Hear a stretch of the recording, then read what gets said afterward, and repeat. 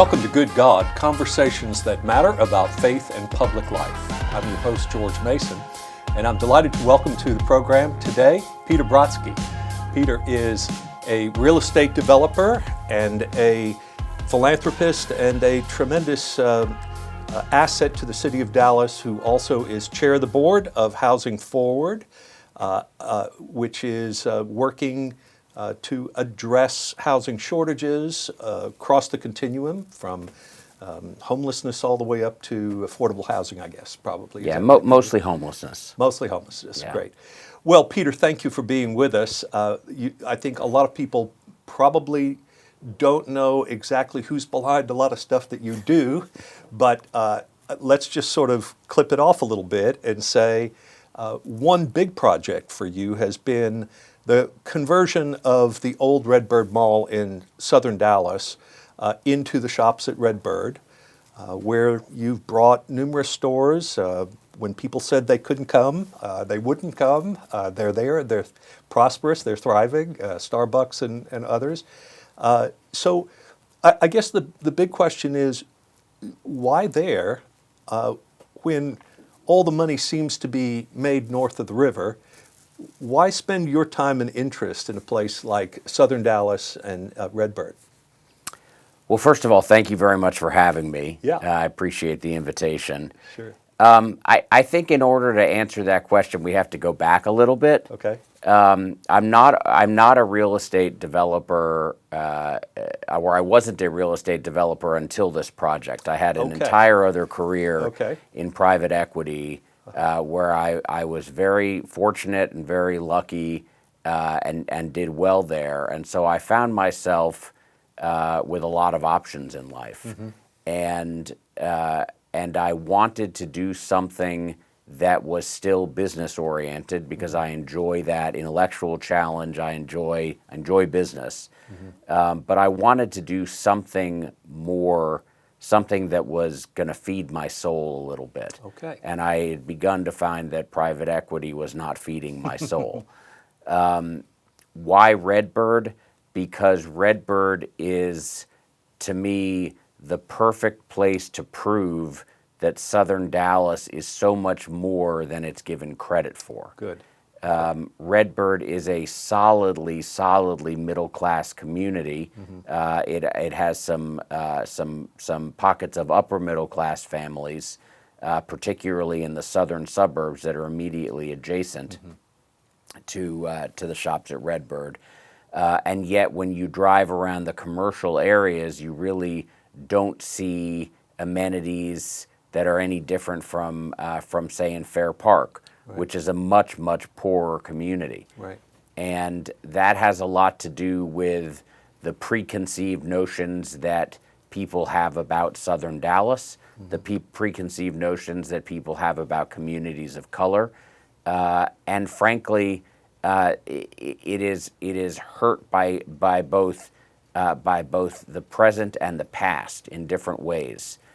It's hurt by the past because in the past there were some intentional policies that starved that area of capital, and actions taken that actually prevented development. Right. And this would be redlining, for instance. Redlining would be a perfect example. Which would be, just to clarify, this would be a product of the federal government's decision to underwrite the costs of loans to certain parts of cities and not to others. Exactly. And so what happened was deliberate racial discrimination. Yes. That took place. Yes, that's true. It's also hurt by the present in a less in an unintentional way, and the way it's hurt by the present is that our area is booming so much, and it's booming north. Yes. It's just easier to open up a shopping center in Frisco or Prosper than it is in southern Dallas, and so most people who go into business in order to make as much money as quickly as possible. Right. And so southern Dallas gets left behind. Right. And so I wanted to prove that you could make money in Southern Dallas, and that Southern Dallas was an area that is worthy not just worthy of philanthropy, but worthy of investment. Okay. So I assume that part of the strategy then is not just that you create one island of development that succeeds, but that there's a flywheel effect of that. That's the hope. Yeah, so That's the hope. So that once you prove that to be the case, then the adjacent areas and investors will come in and say, wait a minute, we missed this. This is an opportunity. Exactly.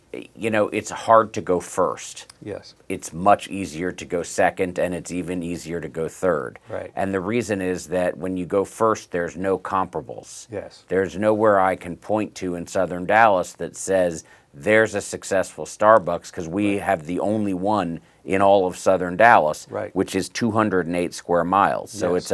it's an area the size of Atlanta, and Wow. yet we have the only Starbucks. Now someone else can go in and say, oh, these demographics in this part of Southern Dallas are very similar to Redbird, and look how well that Starbucks is doing. Good. And so that's the idea. But that is a process that takes a long time. Yeah.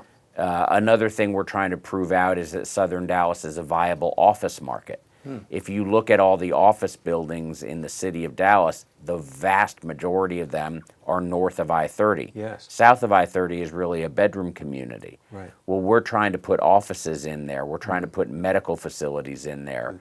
We're trying to put all sorts of different high-quality amenities into Redbird to prove out all of these different markets, so that more people will follow on and make those investments. So one of the linchpins of the shops at Redbird really was that there would be a big box grocery store that would go Yes. in. And the disappointing news after the exciting news is that Tom Thumb has changed its mind Yes. and pulled out. That was, I think, such a hopeful thing for so many people. And Faith Commons, the organization that is parent to Good God, has been at work for a couple of years in Southern Dallas, bringing groups together around food access and trying to figure out the continuum between community gardens all the way up to grocery stores. Right. And because it really is a tragedy to think that people have such limited access to quality food that would be nutritious, and therefore the consequences of that for health and well-being in communities are significant.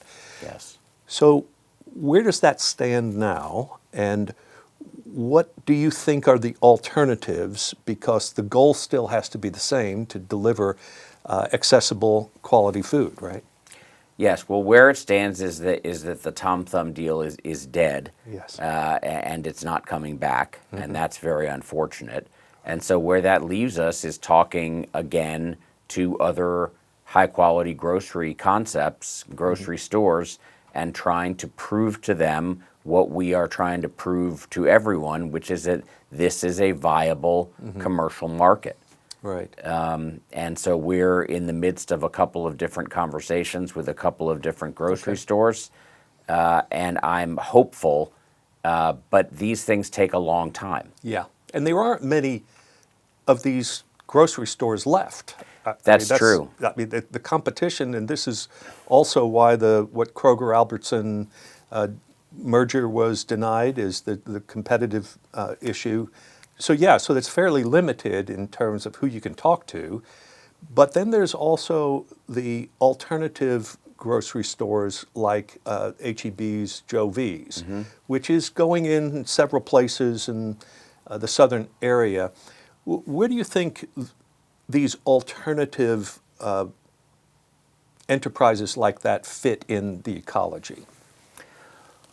Well, Joe V's actually did go in about 1.2 miles south of Redbird. And my understanding is, and based on the the crowdedness of the parking lot, it's doing extremely well. Okay. To me, that's a proof point. Okay. Because that proves that there is an enormous amount of pent-up demand for high-quality groceries, Yes. high-quality grocery stores. I think what we're trying to do at Redbird is something that is a little bit more elevated. Yes. Because there is this middle-class community. It's why Tom Thumb, I will maintain to my dying day, that Tom Thumb would have done extremely well there. Right. Because there is this middle-class community that wants a more elevated product. Yes. Not that there's anything wrong with Joe V's. Right. They've got great produce, but it is a lower end concept. It doesn't have a butcher counter. It doesn't Right. have a bakery. It doesn't have a deli counter. It has more limited lines of produce, and we're really trying to bring more of a middle class amenity to our development. So you're working on an area that is a middle-class community, but then another part of your work is Housing Forward, which is really working at the lower end of people's subsistence. I mean, Yes. this is the challenge of homelessness and how to move people through rapid housing and other means to get people on their feet and to strengthen that aspect of the community. Where do you feel like we are right now in this? Since the time you've gotten involved, what are the dynamics that are moving us forward or that are holding us back? Homelessness is a very fascinating issue because people come at it from so many different angles.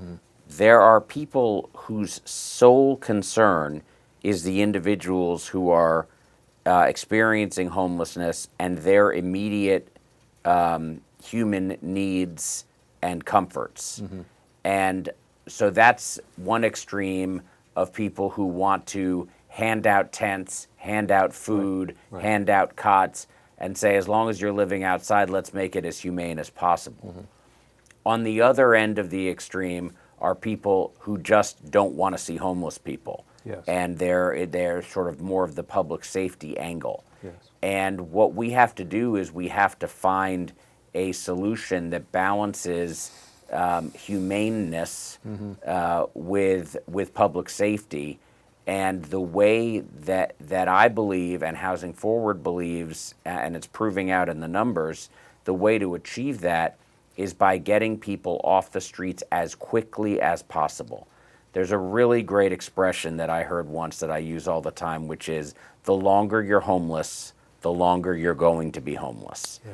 Because it is so traumatic to be homeless. There's so much violence that occurs. Yes. It's so degrading. The conditions are so harsh that it wears down your mental health, and it also, people self-medicate with substances. Right. And so our strategy is to get people into homes as quickly as possible and then surround them with services to ensure that they stay housed. Yes. And we have an excellent track record of people going through what we call our Street to Home project, where we literally go to encampments with behavioral health specialists, drug specialists, people who to help them get IDs, job training people. An army of people will go to an encampment of, say, 15 people and work with every single person in that encampment, get them housed, assign them to a case manager, have that case manager case manage them and make sure that they are provided all the services once they're in their homes.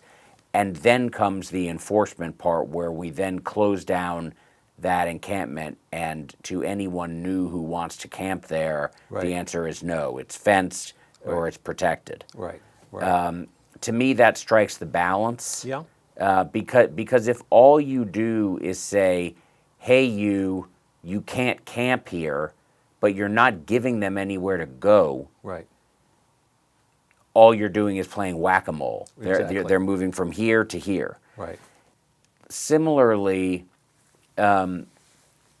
there's a movement afoot to build more shelter, and I approach this from a business perspective, which is it is much more efficient to increase your number of shelter beds by increasing the velocity with which those beds are emptied, rather than to spend $50 to $200 million building a brand new shelter. Yes. And so what we're trying to do is we're trying to have a bed turnover 4 times a year instead of once a year. Yes. That quadruples the number of people who can be served in a shelter during the course of a year. What's the census right now for homelessness? Well, in we Dallas? just counted in January. We're still working on the data and deduplicating and things like that. But last year it was, I believe it was just under 4,000 Okay. people. Which, in my 35 years here, is down some from.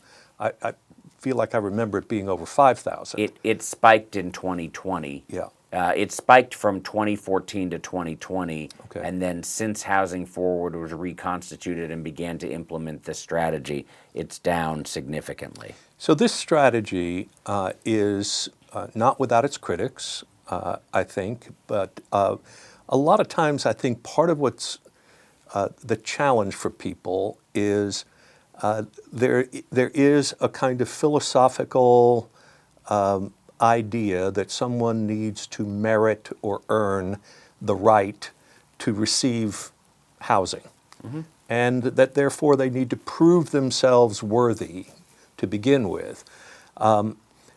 Ironically, I find that to be true of a lot of religious people who have that point of view, and yet in their own religious traditions, they would have to admit that human value is intrinsic to being human and is a gift from God regardless of achievement. And so this sort of oddly works against each other.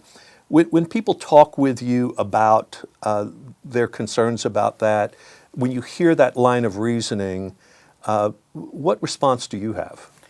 Well, I have 2 responses. The first is that I don't believe that human beings need to earn the right to eat or have shelter. Okay. I just don't believe that. I believe every human has a right to those basic needs.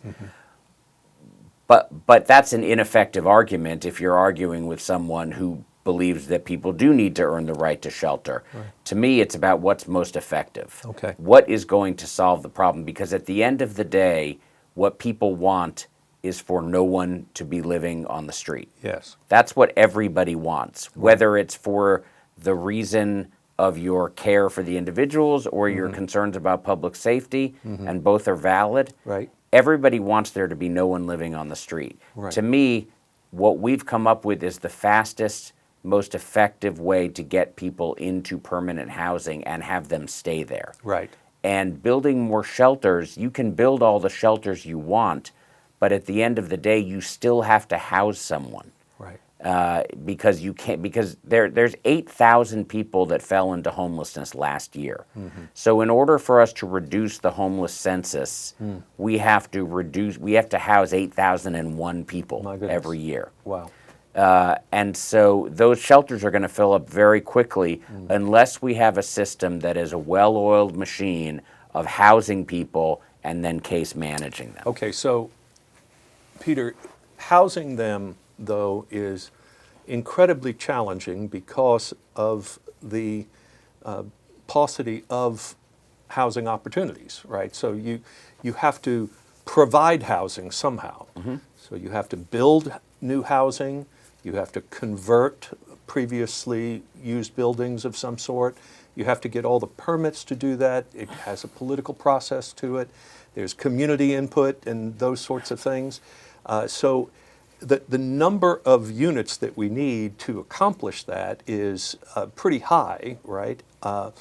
And the community pushback is often loud and challenging as well. What would you tell us about how we could begin to change the narrative in a way that would encourage people to support this kind of work more? Before I answer that question, I'm going to disagree with your premise. Oh, good. Okay. So you have to distinguish between getting the people who are experiencing homelessness right now housed, Yes. and distinguish that from having enough affordable housing that 8,000 people aren't becoming homeless every year. Right. What you just described was the second issue, Okay. because we don't have enough affordable housing in this Right. market. In many cities in the country don't have enough affordable housing. A lot of that has to do with the pandemic. A lot of it has to do with interest rates. A lot of it has to do with building materials. A lot of it has to do with these single-family zoning issues that we're encountering in our community. But put that aside for a minute. In terms of the people who are experiencing homelessness right now, there is always a vacancy rate in this city of affordable housing. And what Housing Forward has done is they've created a landlord engagement team. So we have 4 or 5 people at Housing Forward, and all they do is cut deals with landlords. So that at any given moment, we have between 150 and 250 apartments that are ready to go. Okay. And if we're housing 200-300 people a month, we have enough inventory. Okay. So in order for us to get everyone housed, we're going to be on that treadmill for a long time, and we're going to have to keep running fast, but we can do it. Okay. We can get people's homelessness down to 90 days or less, Great. which is the federal definition of ending homelessness. Wow. The other issue is the longer-term generational issue, which is how are we going to get enough affordable housing so that we don't have to keep running on this treadmill Yes. and spending this money year after year after year. Right. And that's a much more complex question. It has to do with everything from our education system and getting people qualified for higher paying jobs so that they can afford market rate housing. It has to do with job training. If you missed out on the opportunity to get a great K through 12 education and you're 30 now, it's about job training. Right. It's about government investment, because affordable housing, at the end of the day, what that really means is subsidized housing. Yes. Not market rate housing. And then there's the question of these mixed-use developments. Right. That some people would like those mixed-use developments to go right smack in the middle of single-family communities, and some people are very opposed to that. Right. And I think that the answer, as with most things, lies somewhere in the middle. I don't think it's appropriate for a huge apartment complex to be on a city block that's right next to a single-family home. Right. That doesn't make any sense from a zoning perspective. But there are ways to put multifamily buildings within neighborhoods and not have them be directly next to someone's house. Right. I think that we have to realize that we've come of age as a city, and we're going to have to get denser. I grew up in New York City. It's very, very, very dense. We're never going to be that dense. Right. Nor should we be. This is Dallas, not New York. And I grew up in Staten Island, by the way. Oh, did you really? Where Okay. we had no zoning. Right. In those years, I mean, if you drive around Staten Island, it's just a mess because it was just anywhere. So yeah. But I think that there's also a more fundamental issue, which is that people who have put their entire nest egg into their home are very protective of that nest egg. Right. And that is completely understandable. And there is a fear that bringing in affordable housing will devalue their property. It will cause their property values to go down. There's actually no data that says that happens. It's a very understandable fear. Sure. And so I think the way to get through this issue is to engage communities in conversation, make sure people are heard, address their concerns, and also arm them with more facts, and ultimately arrive at a consensus. And that consensus in some communities may be, we don't want any multifamily. And in some communities, they may say, you know what, actually, I just realized that my kids are moving back to Dallas and they've got their first job and they can't afford to buy a house yet. They need an apartment too, and it would be nice to have them live nearby. You know, just tossing an idea out here. We always hear about giving tax abatements to businesses coming in, property tax abatements and things of that nature. And we earlier talked about subsidized housing from the government. I've wondered why, in addressing this particular issue, why we couldn't have a municipal insurance plan where if your property rate value fell beneath, say, 10%, you were subsidized for that, and that would relieve some of the anxiety of this kind of change. You know, I mean, it feels like we could be creative in terms of how we think about the use of government involvement in this, and that isn't something I ever hear happening. I think it's a creative idea. I don't know how you do it, because at the end of the day, I don't think people are worried about their property taxes going down. Yeah. They're worried that when they're ready to sell their house, they won't be able to sell it for the value they want, and no government can underwrite the value of a home. Of course, yeah, that's right. Well, I don't know. We're all trying to figure our way, aren't we, in this? And I think, to summarize, Peter, I think all these things that we've been talking about are not things that you have to be involved in. You could have a beautiful life with your family. You were involved in private equity. You made decisions that you were going to invest yourself in this. Some of that, you earlier said, had to do with your soul. What does your faith mean to you in terms of motivating you to be involved like this and invest your life this way? Well, I'm Jewish, and there's a Jewish concept called tikkun olam, which is essentially improve the world. Right. And the temple that I belong to, Temple Emmanuel, really stresses this, and I deeply believe in it. I believe that, and I was raised to believe that any success that I have had has in some part to do with luck. I mean, it had nothing to do with me that I was born to a family that could afford to send me to college. Right. I could be the exact same person born in a different country that didn't have all the opportunities that our country had, and I wouldn't be where I am today. Right. There's luck and timing to anyone's success. There's also hard work and and skill, etc. But there's luck and timing to a lot of success.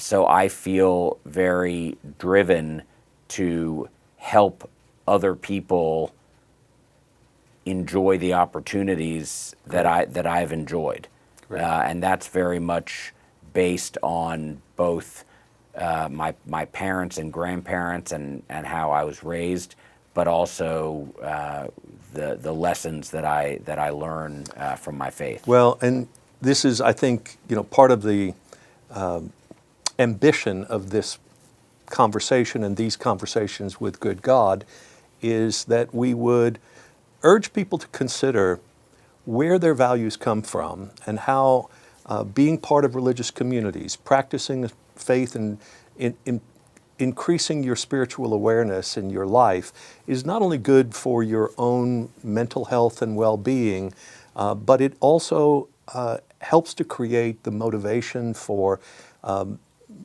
making our communities places where we can flourish together, where we can live together in a good society. And so I hope that this kind of conversation will be motivating to other people But most of all, Peter, I want to thank you on behalf of Dallas and for all that you are doing and have meant to our community.